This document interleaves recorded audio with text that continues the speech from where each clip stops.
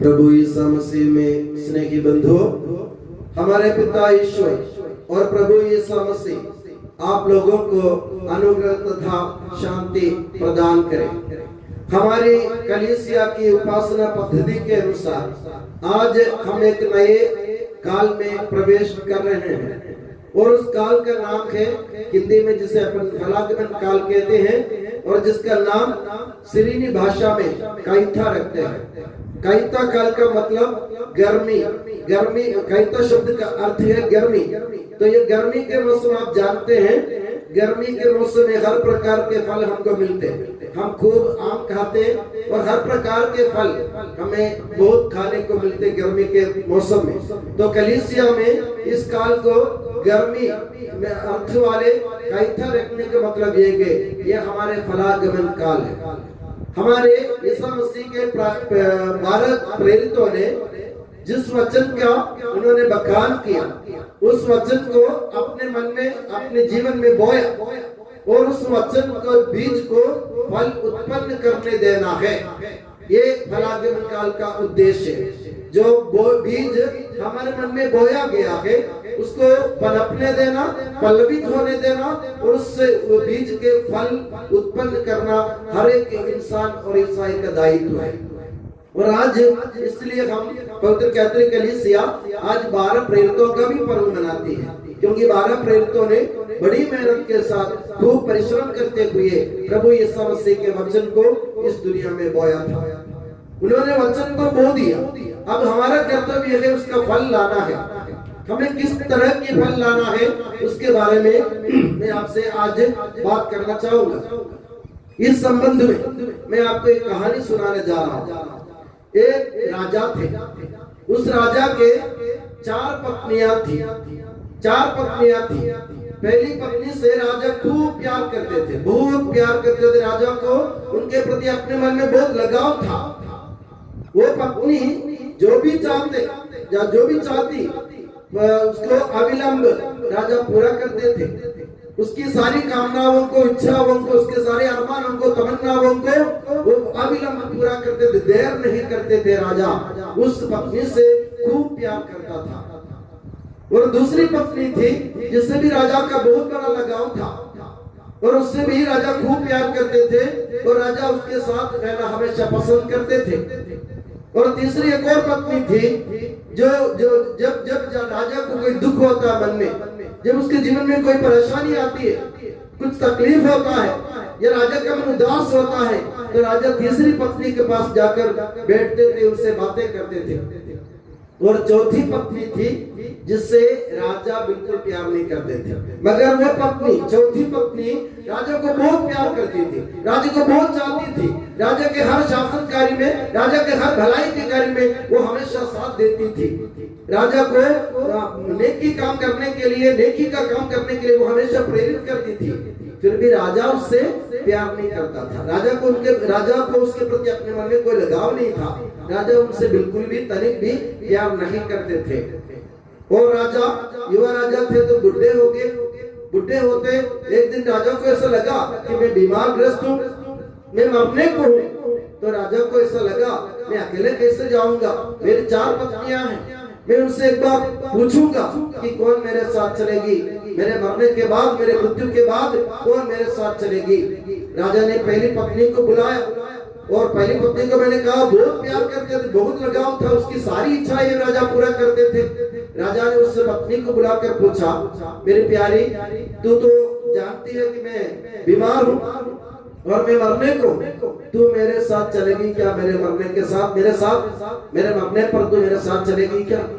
तुरंत उसने नकारा कर दिया। उसने कहा मैं आपके साथ नहीं चल सकती हूँ, आप जाओ तो जाओ, मैं यही रह जाऊंगी, मैं आपके साथ नहीं जा सकती, मैं आपके साथ नहीं आ पाऊंगी। राजा बहुत उदास हो गए। जिसको ज्यादा चाहते थे, जिससे ज्यादा प्यार करते थे, जिसकी मांगे पूरी करते थे, वो पत्नी बोल रही है मैं आपके साथ नहीं चल सकती हूँ, यही रह जाऊंगी। तो राजा बहुत उदास होकर दूसरे पत्नी को बुला भेजा। दूसरी आई, दूसरी से राजा ने पूछा क्या मेरे मरने के बाद तू मेरे साथ चलेगी, मेरे कब्र में मेरे साथ रहेगी तू मेरे साथ? तो उसने तुरंत उसने उसने भी मना कर दिया। वो नट गई, बोली मैं अभी युवा, मैं अपनी भरी जवानी में हूँ, आपके जाने के बाद, आपके मरने के बाद मैं किसी दूसरे से शादी करूंगी और यही रह जाऊंगी, मैं भी आपके साथ नहीं चल सकूंगी। राजा और भी उदास हो गए, बहुत दुखी हो गए। उन्होंने तीसरी पत्नी को बुला भेजा। तीसरी आ गई। मैंने कहा था राजा उनके पास बैठा करते थे, जब उनको कोई तकलीफ होती थी, दुख होता था, मन में कोई परेशानी उठती थी, तो राजा उनके साथ बैठा करते थे। राजा ने उसको भी बुला भेजा, पूछा तू मेरे साथ चलेगी क्या? तो उसने भी तुरंत मना कर दिया कि मैं आपके साथ नहीं चल सकती हूँ। अब चौथी पत्नी को यह सब मालूम पड़ा और बिना बुलाए वो राजा के पास आ गई और उसने कहा प्रभु आप मरने जा रहे हैं तो मैं भी आपके साथ मरूंगी, आप चले जाएंगे मैं भी आपके साथ चलूंगी, आप जहां जाएंगे मैं वहां आपके पीछे चलूंगी, मैं आपका साथ कभी नहीं छोड़ूंगी। राजा को बहुत दुख हुआ क्योंकि इस पत्नी को राजा ने कभी जिंदगी में प्यार नहीं किया, उसको कोई प्यार नहीं दिया। वो नाम मात्र पत्नी थी जो भलाई के काम के लिए राजा को प्रेरित करती थी, सब अच्छे काम के लिए राजा के साथ देती थी। वो पत्नी कह रही है बिना बुलाए कमरे में आते हुए वो कह रही है कि मैं आपके साथ चलूंगी। राजा बहुत खुश हो गए। मेरे प्यारे बंधुओं, मेरे कहने का मतलब ये है कि राजा जो है ना वो हम है और पहली पत्नी जो है जिसकी इच्छाएं राजा पूरी करते थे वो पत्नी है हमारा शरीर। हम अपने शरीर की इच्छाओं को पूरा करने के लिए हमेशा तत्पर रहते। शरीर को कोई जरूरत होती ना, हमारे तन को कोई जरूरत होती ना, तो हम उसको तुरंत पूरा करते। मुझे कपड़ा चाहिए पहनने के लिए, पहना, अपने गहने चाहिए, हम अपने मेकअप के लिए क्या क्या नहीं करते। अपने शरीर को खूबसूरत रखने के लिए हम कोशिश करते हैं, मगर हकीकत ये है हमारे मरने के बाद हमारे शरीर हमारे साथ नहीं चलेगा। वो पहली पत्नी की तरह हम उसको खुश रखने के लिए कोशिश करते हैं पर वो हमारे साथ नहीं चलेगा, शरीर हमारे साथ नहीं आएगा, हमारा तन ये रह जाएगा। और दूसरी पत्नी जिससे भी राजा खूब प्यार करते थे वो उसने भी नकारा कर दिया था, मना कर दिया था कि मैं नहीं चलूंगी। वो पत्नी कौन है? उसने ये भी कहा था कि आपके मरने के बाद मैं दूसरे से शादी कर लूंगी। वो पत्नी है हमारा धन और दौलत, हमारा धन दौलत जो हमारी बड़ी जवानी में हमारे साथ देगी, मगर हमारे मरने के बाद हमारा धन दौलत हमारे साथ नहीं चलेगा, हमें सारे छोड़ के जाना पड़ेंगे, वो भी हमारा काम नहीं आएगा। और तीसरी पत्नी जिसके पास राजा बैठा करते थे, सारी बातें राजा उनको बताया करते थे, वो पत्नी है हमारे परिवार और हमारे संबंधी, हमारे कुटुंबी, हमारे प्रेमी, हमारे मित्र जितने भी हो, वो तीसरी पत्नी है। तीसरी पत्नी ने क्या कहा? मैं भी आपके साथ नहीं चल पाऊंगी। हमारे मित्र जितने भी हो, हमारे मम्मी पापा क्यों ना हो, हमारे भाई बहन क्यों ना हो, हमारे कुटुंबी संबंधी क्यों ना हो, वे सब कहाँ आएंगे, कहाँ तक आएंगे? कब्रिस्तान तक हमारे साथ आएंगे, वो भी हमारा साथ छोड़ जाएंगे, वही हमारे साथ चलने वाला नहीं है। अब चौथी पत्नी जिसने बिना बुलाए राजा के कमरे में आकर कहा मैं आपके साथ चलूंगी, वो चौथी पत्नी है हमारा सत्कर्म। जो अच्छे कार्य करते हैं ना वही आखिरी में हमारे साथ चलेंगे। जो पुण्य के कार्य हम करेंगे ना वही हमारे साथ चलेंगे। हम जो दया दिखाएंगे ना वही हमारे साथ चलेंगे। हम जो करना देंगे ना वही हमारे साथ चलेंगे। हम नेकी की बात करेंगे ना वही हमारे साथ चलेंगे। और हम जो कुछ अच्छे भले कार्य करते हैं वही कार्य हमारे साथ आखिरी तक कब्र में भी और उसके बाद भी हमारे साथ चलेंगे। वे कार्य जो हम पुण्य के कार्य करते हैं, अच्छे कार्य करते हैं। तो फलागमन काल में कलीसिया को चेताती हुई कहती है अच्छे फल उत्पन्न करने की कोशिश करो। यानी जो फल तुम्हारे साथ चलेंगे ना, तुम्हारे मरने के बाद भी ऐसे फल उत्पन्न करो जो तुम्हारे साथ कभी नहीं छोड़ेंगे। वो तुम्हारा धन दौलत, तुम्हारे शरीर, तुम्हारा धन दौलत, तुम्हारे मित्र और कुटुंबी, ये सब तुमको छोड़ जाएंगे, मगर जो अच्छे कार्य तुम अपने जीवन में करेंगे वो सिर्फ वही तुम्हारे साथ रहेंगे और वही तुम्हारे साथ चलेंगे।